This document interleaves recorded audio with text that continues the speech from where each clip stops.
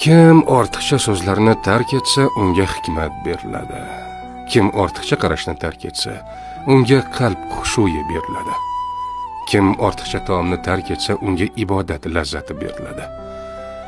Kim ortiqcha kulishni tark etsa, unga haybat beriladi.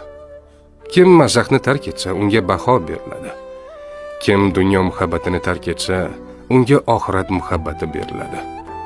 Kim boshqalar aybi bilan mashg'ul bo'lishni tark etsa, unga o'z aybini isloh qilish beriladi. Kimning kulgusi ko'paysa, haybati ozayadi. Kimning so'zi ko'paysa, uning xatosi ko'payadi. Kim insonlarni kamsitsa, o'zi ham kamsitiladi. Kim biror narsaga ko'p mashg'ul bo'lsa, shu kasbi bilan taniladi. Kimning kibri havosi ko'paysa, hayosi kamayadi. Kimning hayosi kamaysa, taqvosi kamayadi.